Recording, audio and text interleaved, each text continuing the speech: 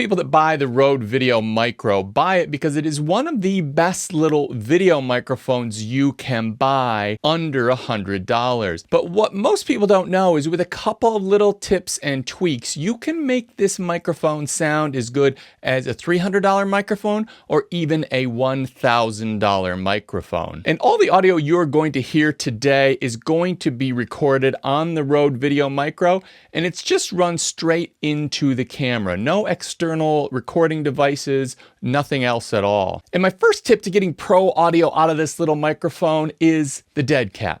The dead cat that comes with this thing is absolutely excellent. It does, probably for the price point, it knocks down wind and plosives better than just about any dead cat you get in a microphone of this class. But that also comes at a sacrifice of a little bit of clarity and a little bit of fidelity to the signal, meaning being true to the sound that is in the environment. And so in situations where you do not need a dead cat, remove the dead cat. Anytime you're indoor or shooting in a studio shot like this, you definitely want to remove the dead cat. If you're outside in a very clear air, there's very still air, then remove the dead cat. And if you're in a situation where you're not going to be speaking directly into the microphone, where you're potentially going to have your breath hit onto the microphone and give you what they call plosives, which are those sort of noises, then you definitely want to remove the dead cat. You are going to get the clearest signal possible in doing that. My next tip is, where possible,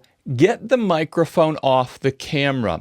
And the closer you get any microphone of any price point to the sound source, the more clear and more strong the signal of the sound that you're trying to capture is going to be in comparison to the sounds around you that you don't want.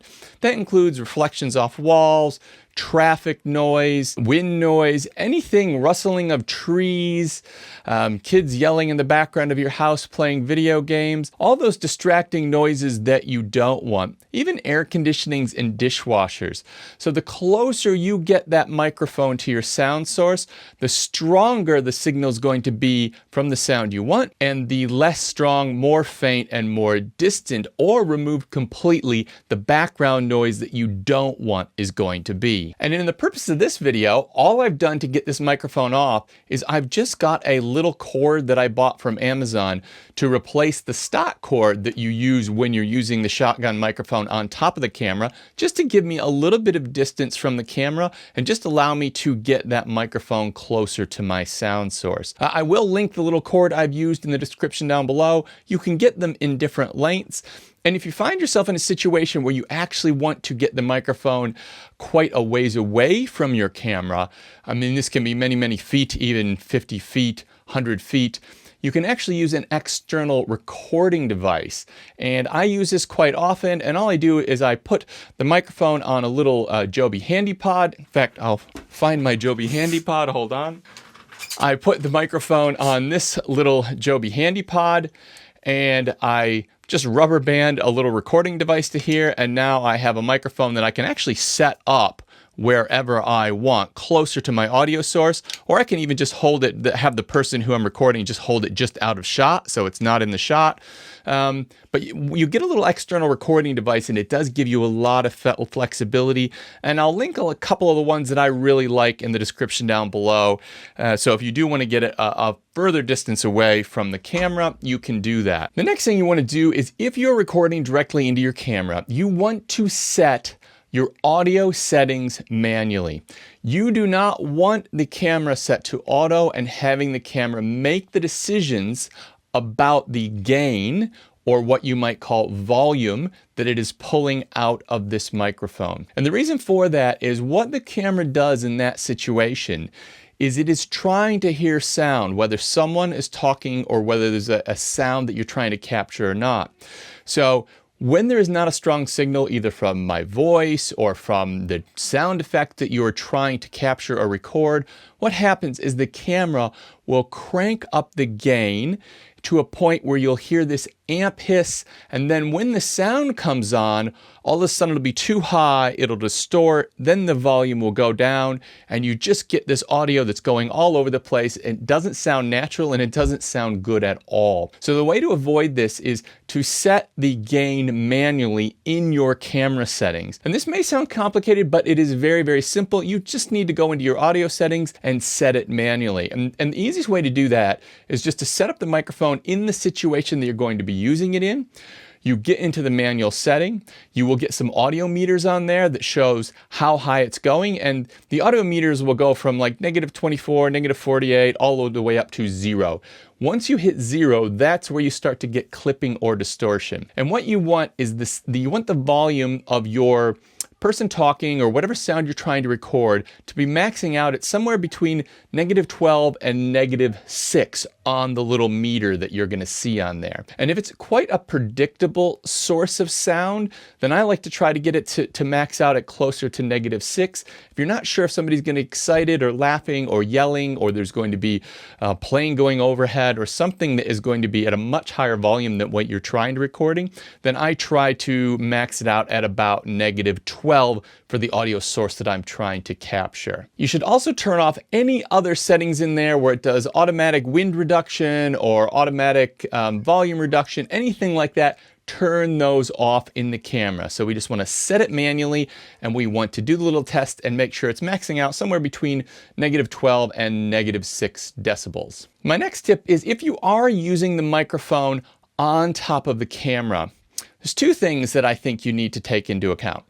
If you are talking to someone where you're pointing the camera at them and you are speaking from behind the camera, if you speak directly into the back of the microphone, you not only get a much lower volume, you also get a very bassy, dark, muffled sounding voice. So the person in front of the camera will sound very clear, but if you're in back of the camera talking down into the back of the microphone, it's going to be very muffled and not very clear. So there's two ways around this. One, turn the camera so it's facing both of you, and so the microphone is sort of pointing between you. That will capture better audio. If you feel like you absolutely need to be behind the camera and pointing at your subject, hold the camera lower and speak down into the top of the microphone like this. You've got your subject there, you're asking questions, kind of look down and have your voice going down into it rather than straight into the back of it. That will just get you a little bit extra clarity in that audio that you're recording. The other thing you should do is, if you're walking around and you're showing your audience something that's in front of the camera, but you're standing behind the camera, take the microphone off and turn it around so it's actually pointing at you. That way you are speaking into the correct part of the microphone. Now keep in mind, you're now going to be quite close to the microphone, so make sure you check those levels in your camera and make sure they're not peaking out and going to -0 and distorting or clipping. So turn the microphone around, have it pointing at you, so the lens is pointing that way, the microphone is pointing this way, and you are getting the cleanest audio from behind the camera. And the next thing you should do is, when you bring the video and audio into your editing software, you should apply an equalizer to the sound portion of the video. And this gives you a lot of flexibility, and one of the things that a lot of people like about the VideoMic Pro is the very deep sounding radio voice.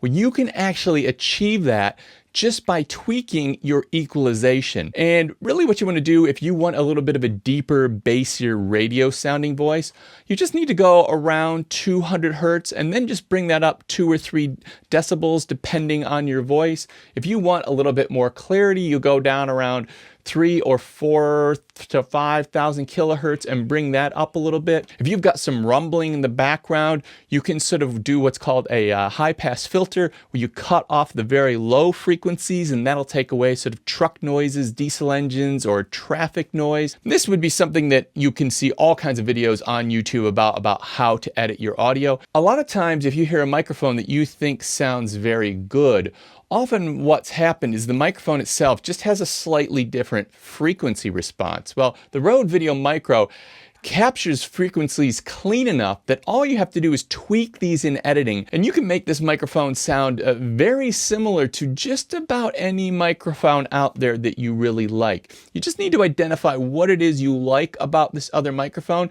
and where you feel that the Rode VideoMicro is falling a bit short. Bring it into equalization and just tweak it, and I think you will find you will get very, very close to some much more expensive microphones. On this channel, my goal is to get you the best quality in your audio and video with the gear that you can afford or the gear that you already have. So if that's something you're into, be sure to hit subscribe and hit that bell notification.